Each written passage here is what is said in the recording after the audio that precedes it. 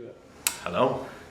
Yeah, so the idea for today really is to go through some of the general processes that we would for throwing. I've trained as a relatively professional production thrower, although it's studio level, so I'm a studio producer. I would throw up to 100 pots in a day, so I've picked up a lot of tips and tricks and ways of working that can minimize the time taken to make something that's still considered and beautiful. We're going to run through the basics, so we're going to start with some wedging. I'm going to show 3 different types of wedging, and then we'll get onto the wheel where we'll be doing centering and a cylinder, and then we're going to move on to a bowl, a plate, and some sort of in-between things that you can do with those, how they can be changed and adapted, and also getting on to making a lidded jar. So talking about galleries and how you can make something fit together using calipers. So that's about the idea. I quite like to be known as a potter, but I think to be a potter means you have to be a designer, a craftsman, an artist. So potter, for me, summarizes all of those things, but I think in the wider scale, probably not. Okay. So for myself personally, I studied for a long time. I was in education for 10 years, so I tried absolutely everything. We've been down every avenue you could possibly imagine in not only tableware, but all aspects of pottery and different making methods, but throwing became the passion for me, and I really enjoyed the idea of working with tableware because it's something that people touch and interact with and have an experience with. It's very human. You know, we don't really interact with many other things like we do with everyday pots. We bring it to our lip to drink from, we hold it in our hand, you know, it's the kind of things that a lip is like a kiss, a hand is like holding hands with someone you love, you know, holding something to keep you warm is very sort of bodily as well. So I really enjoy that experience. So when it comes to designing tableware, that has to be at the heart of it. It has to be desirable to interact with. So over the years I've tried all sorts of different approaches to that, having to go to the absolute extreme to bring it back to something much more subtle, which is where I've ended up. And it was graduating from the Royal College of Art where I had designed my tableware range as it was, and it didn't drastically change, but I'm constantly re-evaluating the making technique. So although the pieces were still a coffee cup, a bowl and a plate in a similar style and a similar colour palette, they evolved over about 7 years that I was making that range. And then alongside that, for other customers like Calvin Klein and Conran and even Gwyneth Paltrow and her Goop label, I would make sort of variations on a theme, if you like. So it was still very much had the soul of my tableware, but it would be under their brand or, you know, designed for in collaboration with. But I think the style is sort of predominant throughout in whatever real project I'm doing at the time. Over the last sort of 5 years since I had my first child, I've taken a step back from the day-to-day production. I don't work on a full range of my own anymore. I tend to work more project to project. So I actually really enjoy working to a brief and working with a new client because it's a new challenge that if you're in constant tableware production, that's all you can do. There's no room for experimentation or testing or new ideas. Although they're always buzzing in the back, there's just not the physical time for it. So yeah, I like working with clients and being given a new project to work on, something interesting to develop an idea. But even then, still, you can see my hand in it every time. It's a fingerprint that runs through everything I make. You know, it's a similar sort of style in a way. For example, I did a project with the V&A where we made large, really large composting pots, and they were sort of originally made in Sri Lanka, I think, and they didn't want to transport them to the UK for the exhibition, so we made them again here, and they asked me to make them. And I did say to them at the time, I said, I can remake them exactly like that, or I can remake them with a little bit of me in it, and I'd much prefer to do the latter. And they said, yeah, fine. And to some people, you probably couldn't see the difference, but to me, it still had the essence of what I care about in pottery, which that's not to say the originals didn't, but they were a bit more practical and functional than beautiful in my opinion. I hate the laptop. I absolutely hate it, but it's a useful tool. I actually learned in college to do 3D modeling, so that I find, although if I'm just doing profile shapes, I'm always pen and paper, but to see something in 3D is quite useful for me, so I do use that more than I probably would realise. But I like to be at the wheel. I have to be strict with myself that to follow a design process, it's what I always preach. So if I'm doing something new, it's pen and paper first for a good while, and then into clay, and it saves you 100 hours just using pen and paper. But my happy place is making, really, yeah. And sometimes even just talking about pots, you know, there's something wonderful about that. The way I've made has always been based on this one phrase that I read when I was about 15 or 16, and it was an article about Gwyn Hansen Piggott in Ceramic Review, and she talked about rightness of form, and the way she described rightness of form was something, it was more of an emotive experience and a feeling, and I think I've always tried to kind of capture that in what I'm making, that it's a sensory experience as well as it's visual, it's visceral, it's all of those things. And I think for me personally, it's the act of making it as part of that process as well, is the rightness of form and the feel that it feels right as I'm making it. There's not a lump or a bump, or if there is, it's because of the way it was made, and it's all part of that process. It's subtlety, really. What I really wanted to do is, I come from a very working class background, and when I first started making my range, I could not afford my range, so that is a real juxtaposition for me. So I wanted something where you could buy one piece and set it on a table with IKEA whiteware, and it would still sit comfortably. It's unintrusive, it's subtle enough to be beautiful on its own. You can obviously, please, buy a whole range, that's absolutely fine. No, it has to be standalone, strong enough, but not intrusive that you have to have a load of it to make a statement. It can sit in amongst a collection of all sorts of things. I think glaze I always think of the clay as a body, and glaze is like your finery that you put on, so the fit has to be good, the style has to be right, it has to be complementary. And in terms of colour palette, it's very easy in ceramics to come at colour from a ceramic knowledge background, so I know that cobalt makes blue, but it's a very specific blue. I know copper makes green, but it's a very specific green. So I tried to take my ceramic hat off, and my wife is a textile designer, and my girlfriend before my wife was a textile designer. So I've been around textiles for quite a while, and the way they look at colour is fascinating to me. They're always making little windings of colours, and if you look in any sort of home decor magazine, you'll always see a stack of textiles on a chair in the corner of a room. And I really started to look at those and how they arranged the colours, and I wanted to pick colours that suited the work rather than colours I knew I could produce.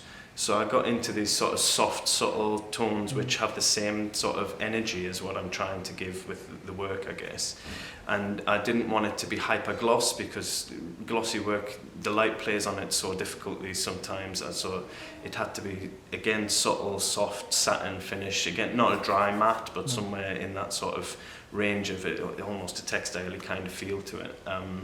And it's about getting the right outfit for that body, you know, and really showing it off to its best. So it has to be a marriage, and you really have to think about the two together. And for me, I think I sort of made it, but I had one base glaze with 4 different colours, and it worked. But sometimes that's all it needs. It doesn't have to be overcomplicated, or, you know.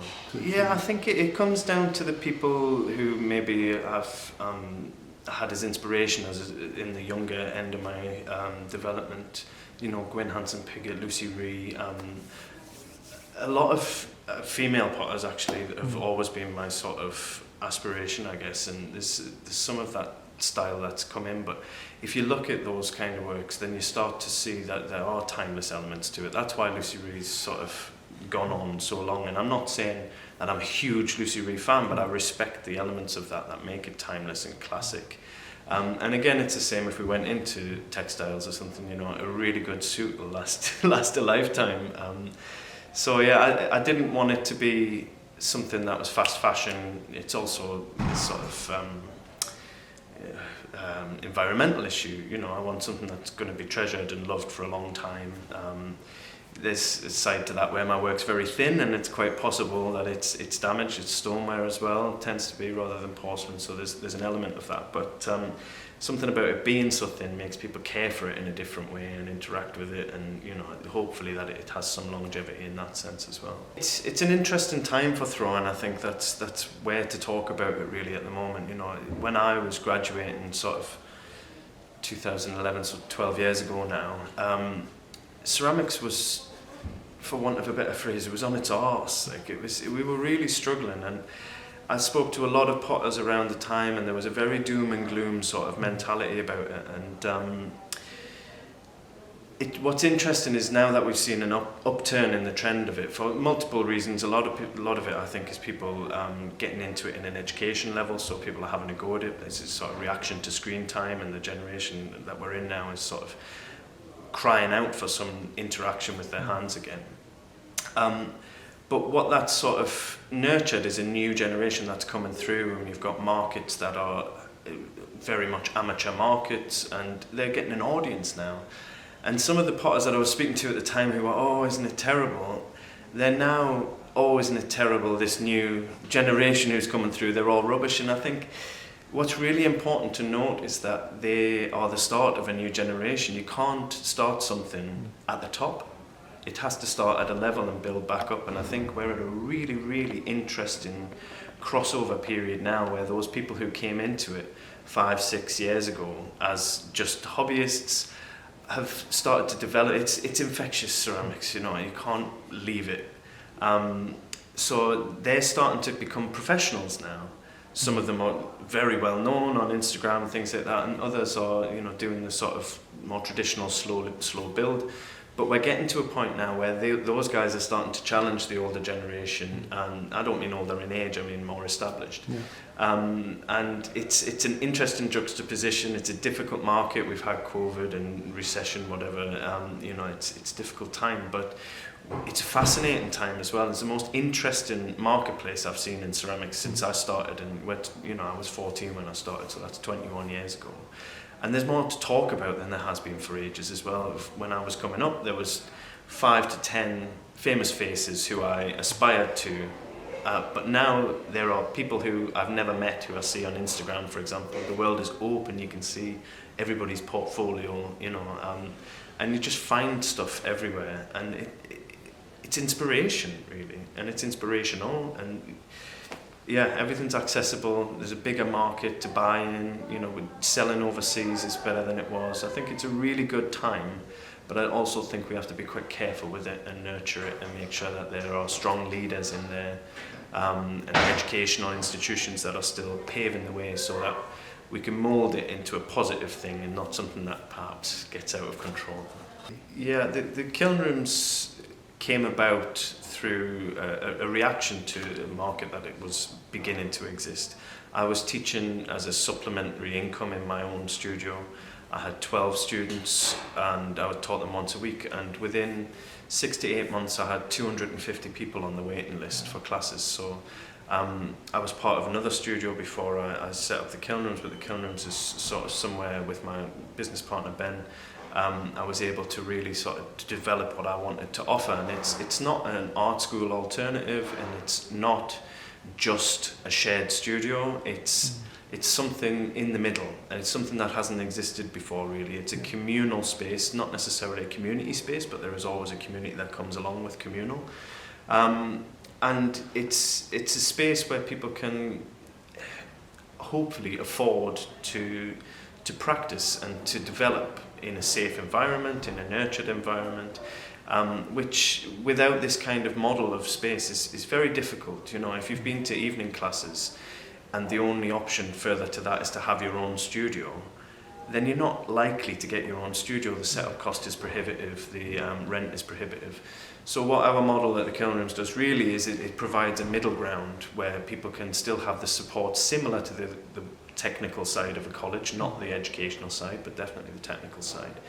And a safe space to practice within a community of like-minded people. I think that's really important, and what that's done, the byproduct of it is when you put a lot of people together, they all learn from each other's mistakes. So rather than making 100 mistakes, 100 people make one mistake and everybody learns from it, and the exponential growth in that is fantastic. And that wasn't something I expected or particularly wanted, but it's allowed people to develop at a similar rate to what they could in a college environment.